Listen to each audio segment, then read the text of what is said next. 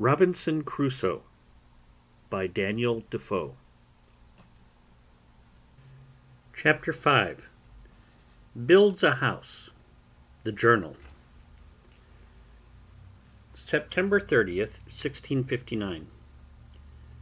I, poor, miserable Robinson Crusoe, being shipwrecked during a dreadful storm in the offing, came on shore on this dismal, unfortunate island, which I call the Island of Despair. All the rest of the ship's company being drowned, and myself almost dead. All the rest of the day I spent in afflicting myself at the dismal circumstances I was brought to. That is, I had neither food, house, clothes, weapon, nor place to fly to, and in despair of any relief, saw nothing but death before me, either that I should be devoured by wild beasts, murdered by savages, or starved to death for want of food. At the approach of night, I slept in a tree for fear of wild creatures, but slept soundly, though it rained all night. October 1st. In the morning I saw, to my great surprise, the ship had floated with the high tide and was driven on shore again, much nearer the island, which, as it was some comfort, on one hand, for seeing her set upright and not broken to pieces, I hoped, if the wind abated, I might get on board and get some food and necessaries out of her for my relief.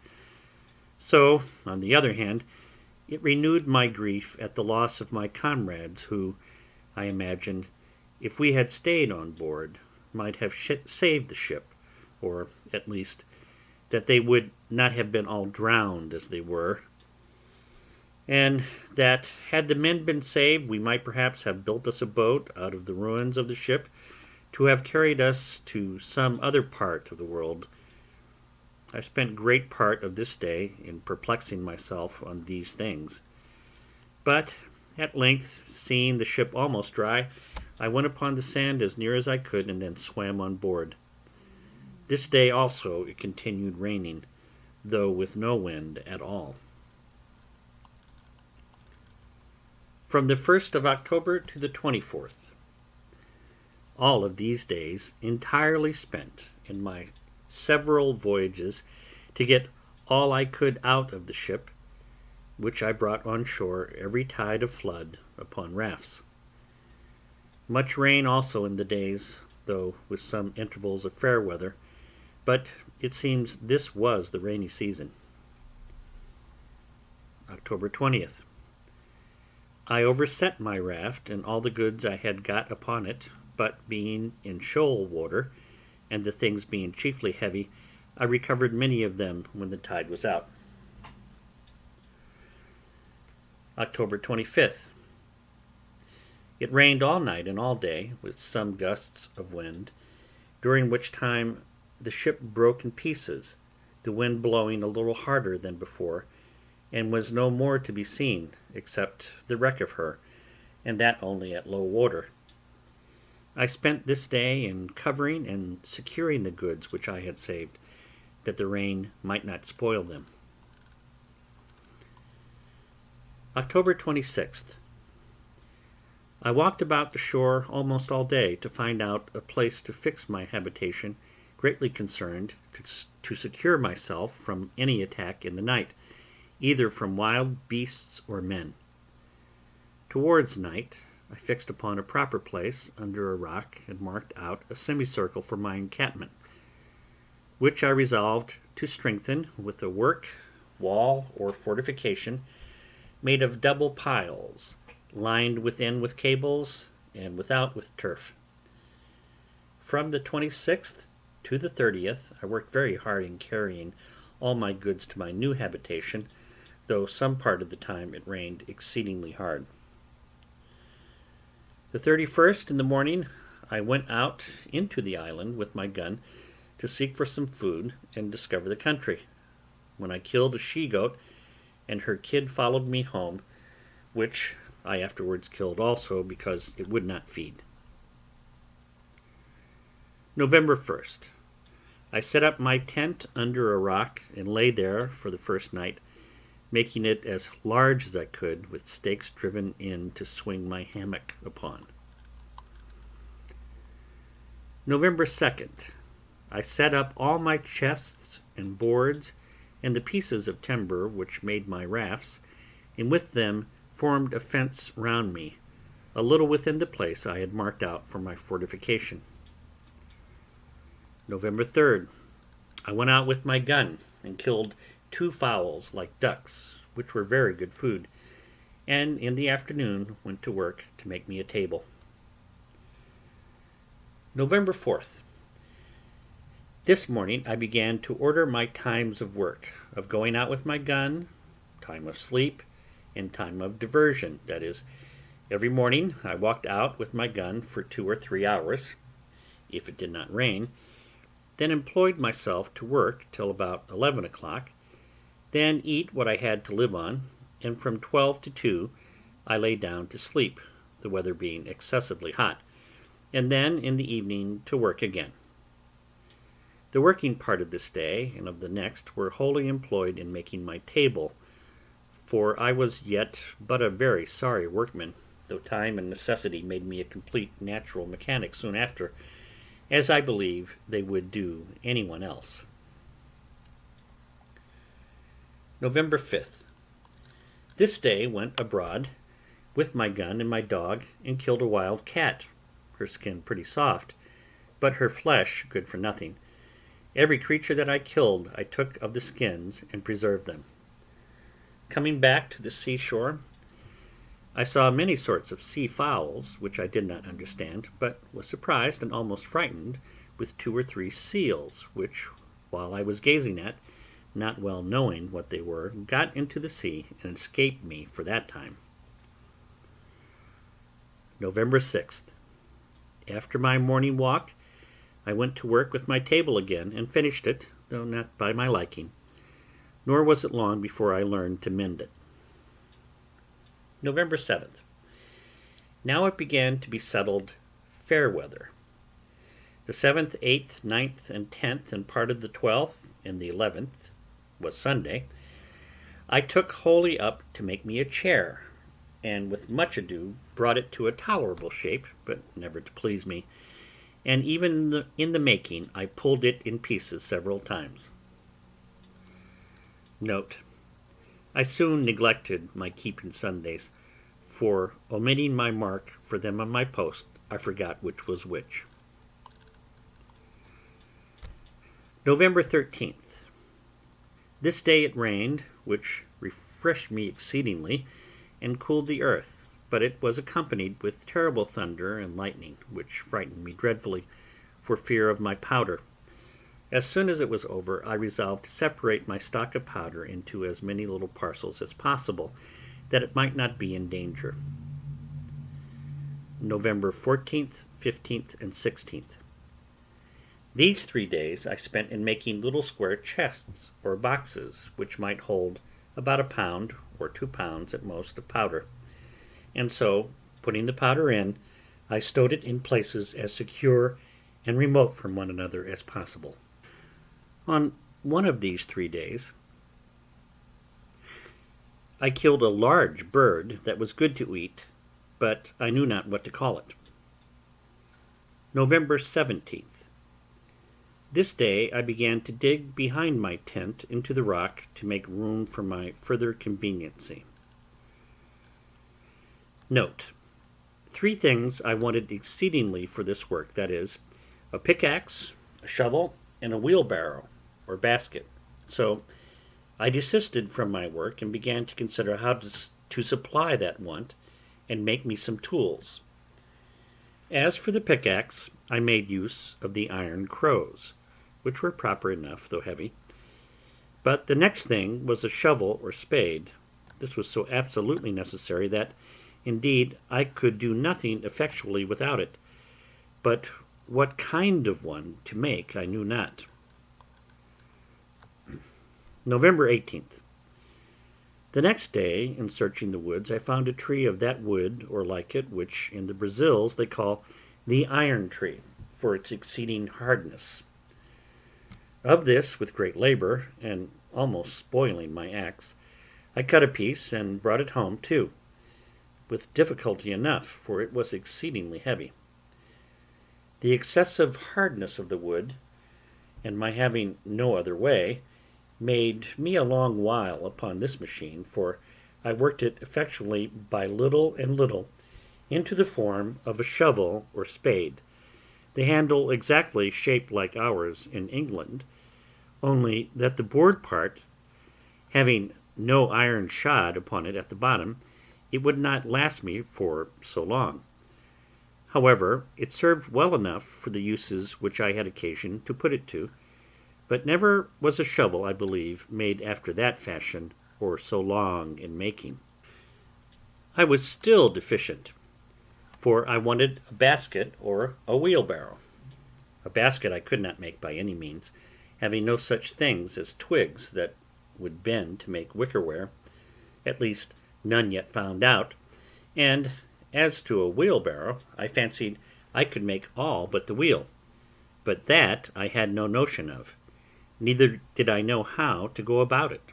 Besides, I had no possible way to make the iron gudgeons for the spindle or axis of the wheel to run in.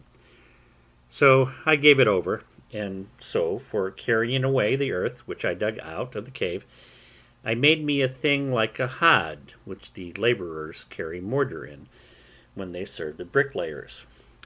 This was not so difficult to me as the making of the shovel, and yet this and the shovel, and the attempt which I made in vain to make a wheelbarrow, took me up no less than 4 days.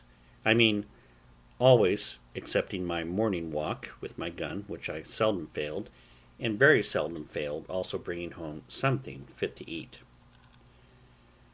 November 23rd.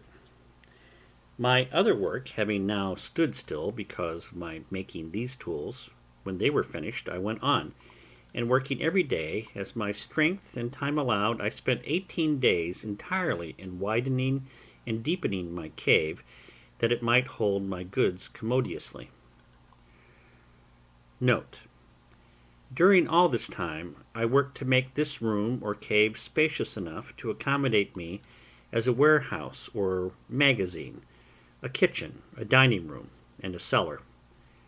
As for my lodging, I kept to the tent, except that sometimes in the wet season of the year it rained so hard that I could not keep myself dry, which caused me afterwards to cover all my place within my pale with long poles, in the form of rafters, leaning against the rock, and load them with flags and large leaves of trees, like a thatch.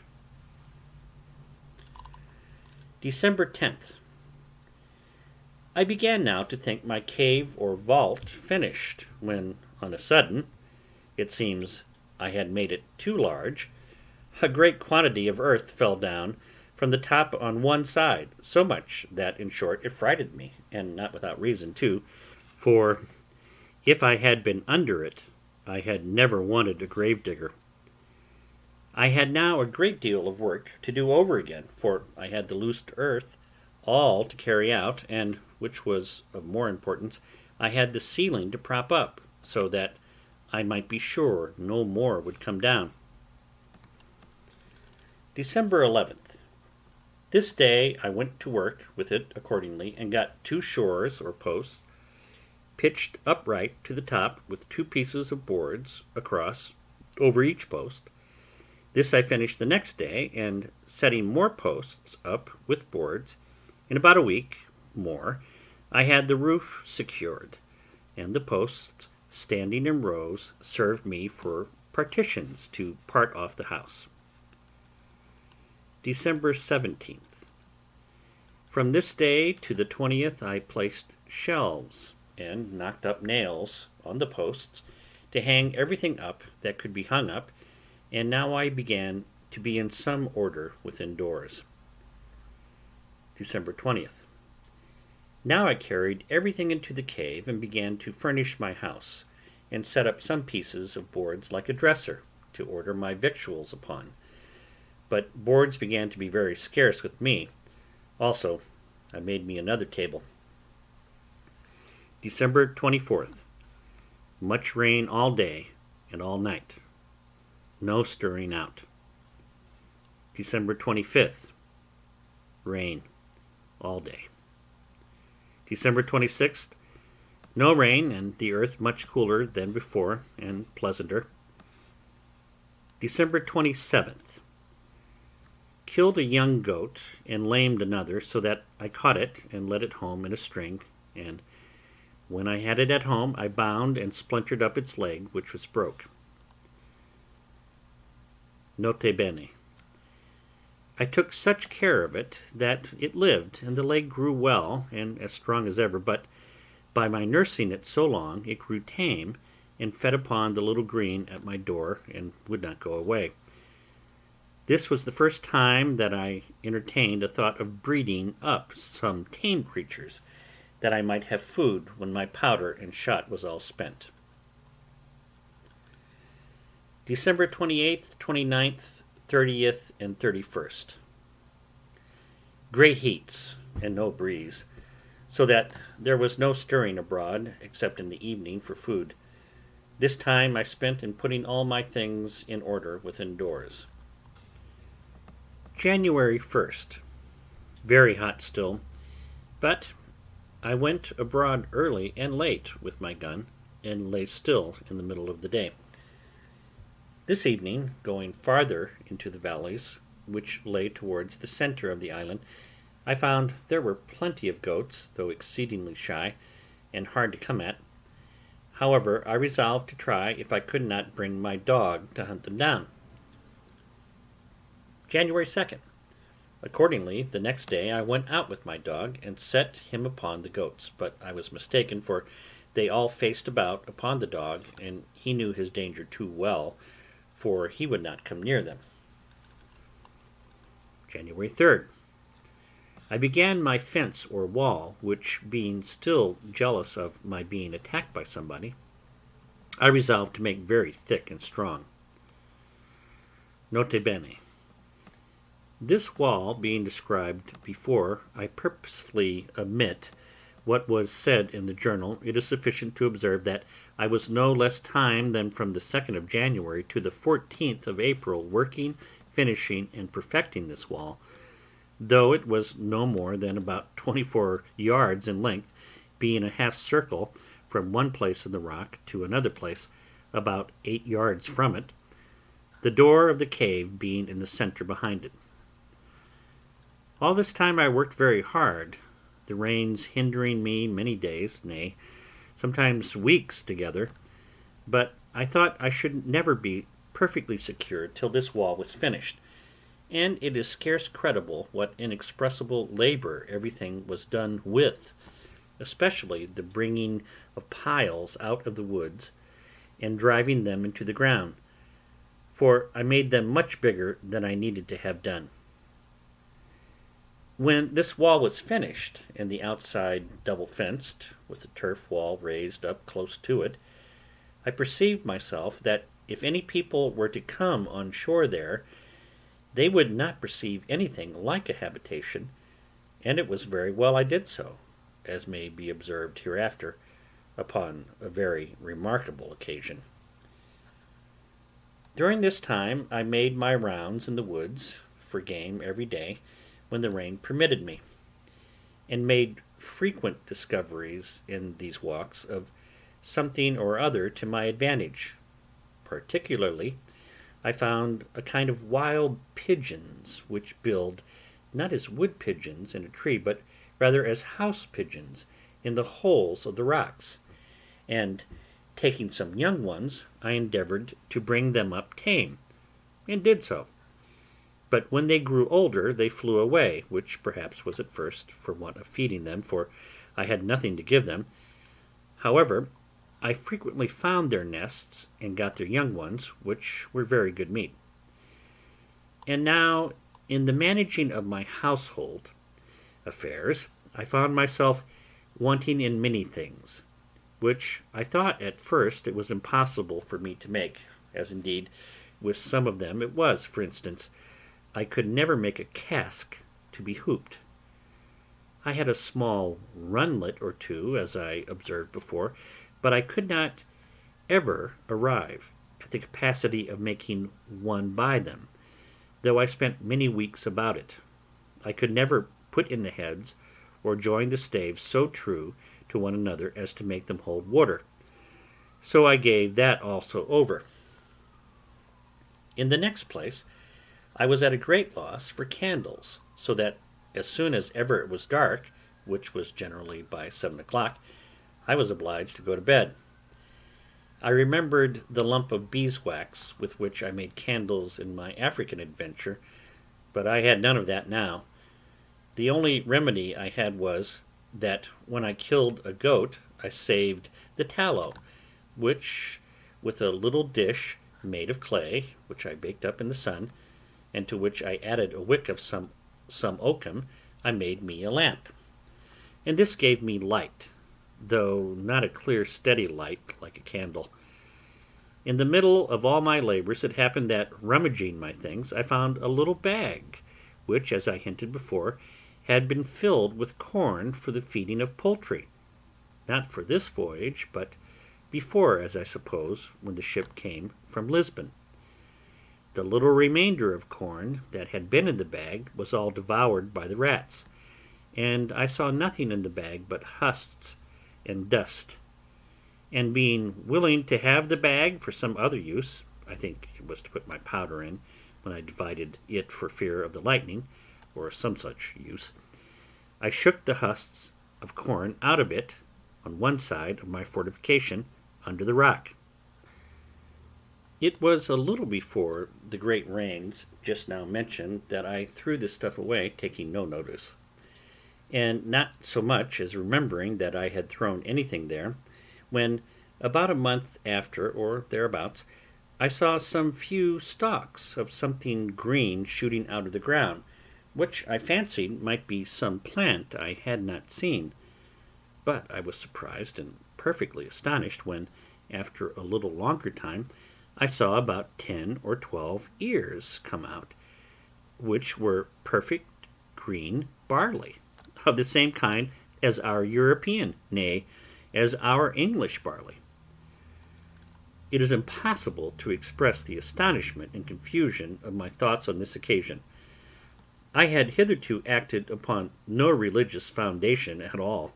Indeed, I had very few notions of religion in my head, nor had entertained any sense of anything that had befallen me otherwise than as chance, or as we lightly say, what pleases God, without so much as inquiring into the end of Providence in these things, or his order in governing events for the world.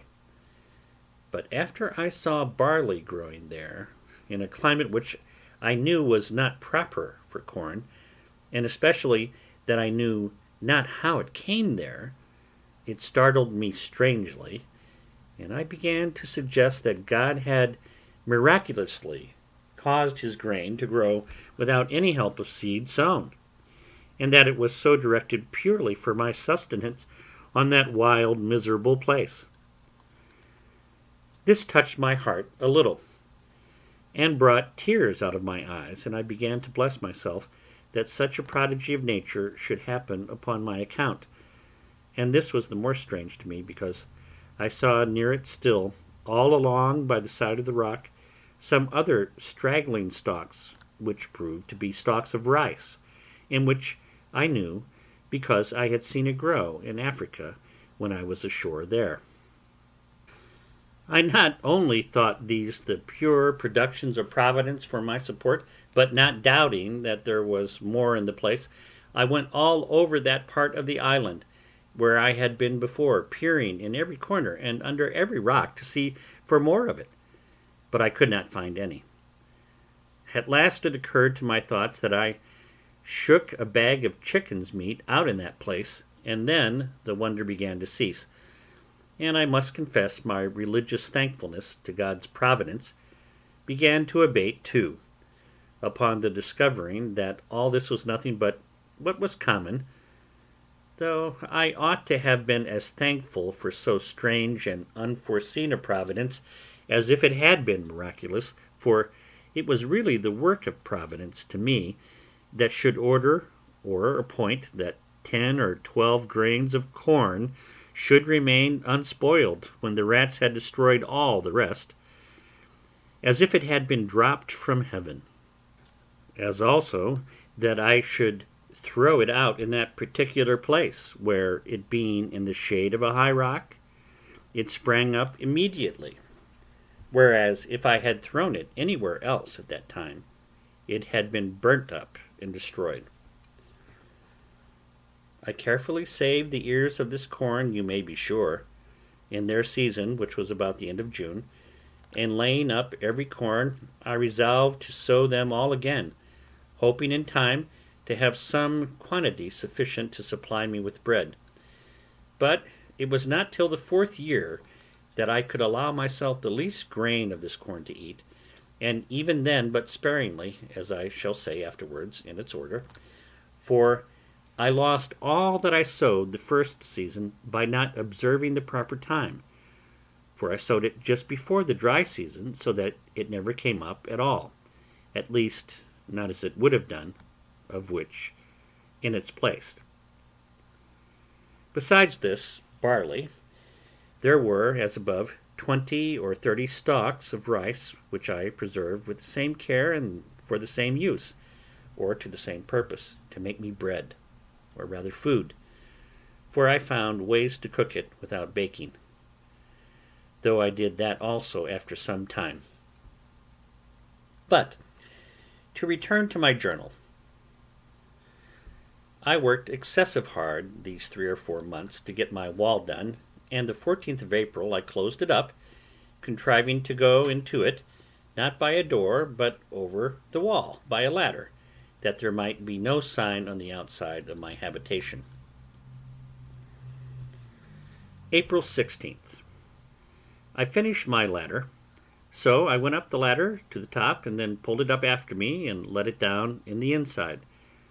This was a complete enclosure to me, for within I had room enough, and nothing could come at me from without, unless it could first mount my wall. The very next day, after this wall was finished, I had almost all my labor overthrown at once, and myself killed. The case was this.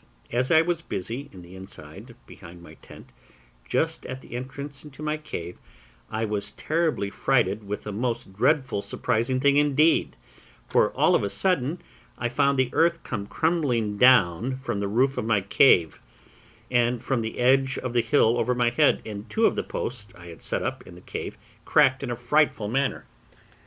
I was heartily scared, but thought nothing of it, of what was really the cause, only thinking that the top of my cave had fallen in, as some of it had done before, and for fear I should be buried in it, I ran forward to my ladder, and not thinking myself safe there neither, I got over my wall for fear of the pieces of the hill which I expected might roll down upon me.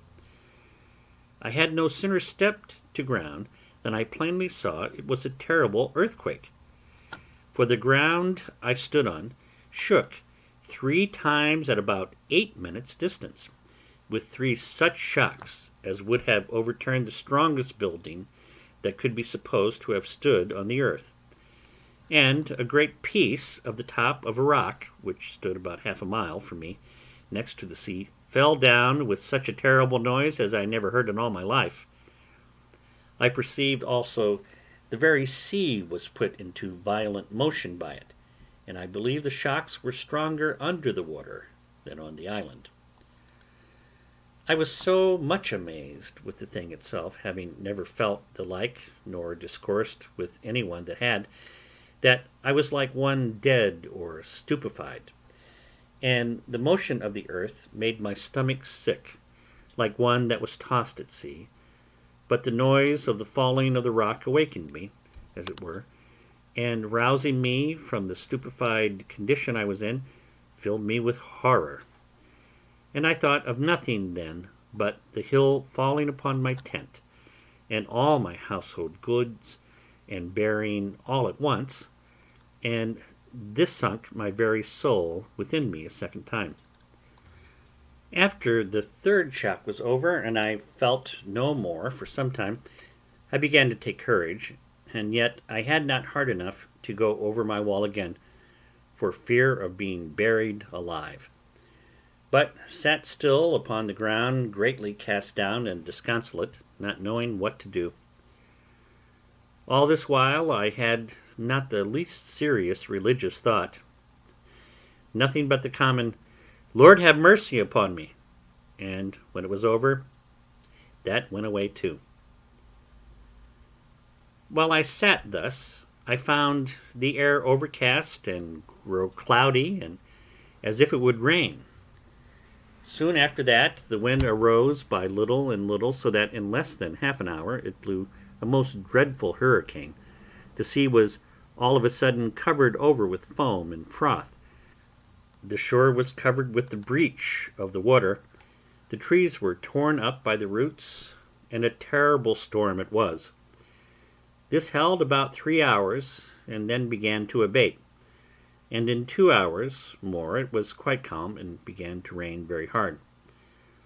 All this while I sat upon the ground, very much terrified and dejected, when on a sudden it came into my thoughts that these winds and rain being the consequences of the earthquake itself was spent and over, and I might venture into my cave again.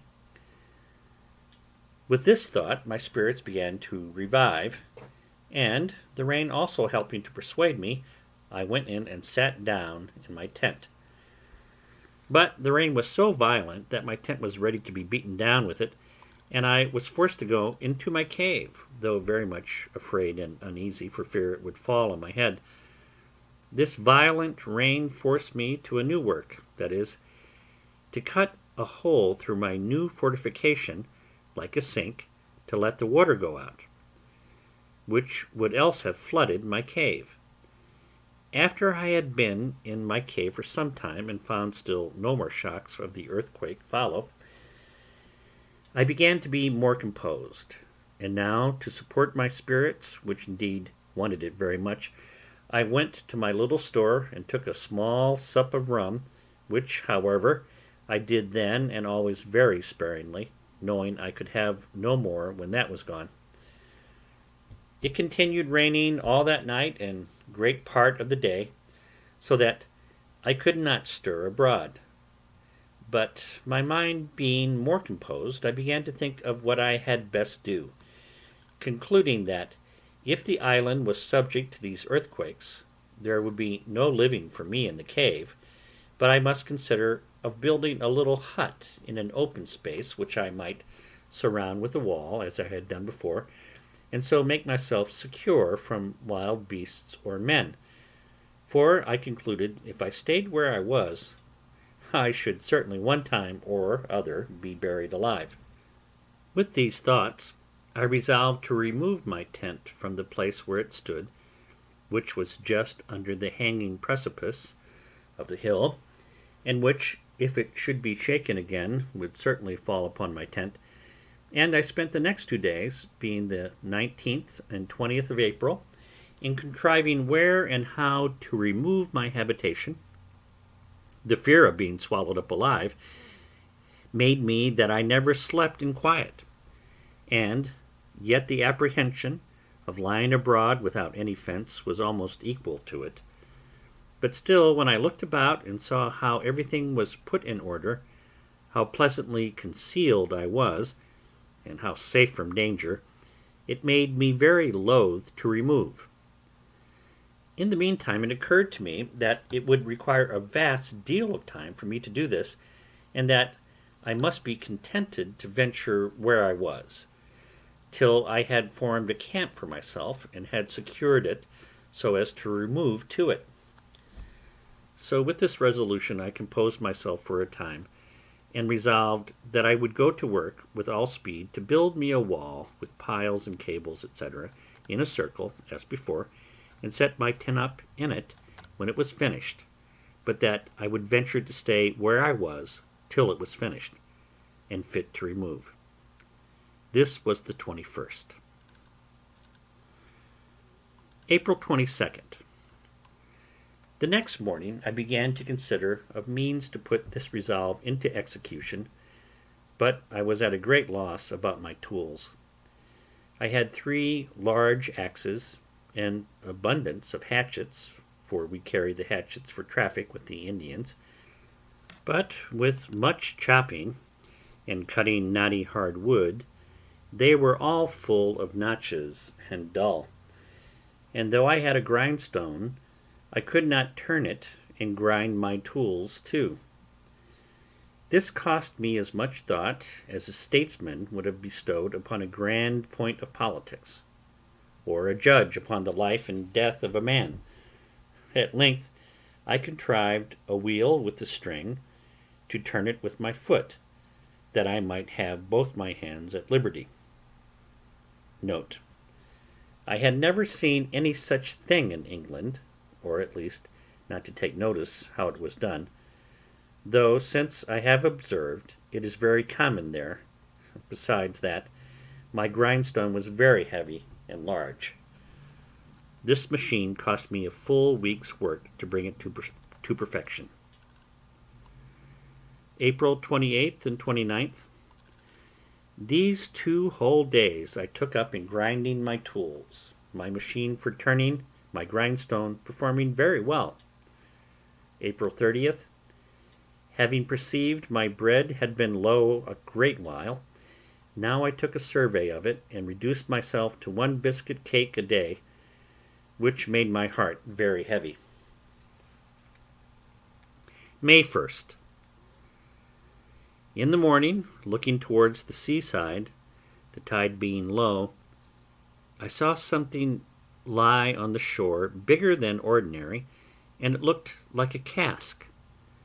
When I came to it, I found a small barrel and 2 or 3 pieces of the wreck of the ship, which were driven on shore by the late hurricane, and looking towards the wreck itself, I thought it seemed to lie higher out of the water than it used to. I examined the barrel, which was driven on shore, and soon found that it was a barrel of gunpowder, but it had taken water, and the powder was caked as hard as a stone. However, I rolled it farther on shore for the present, and went on upon the sands, as near as I could to the wreck of the ship, to look for more. End of Chapter 5.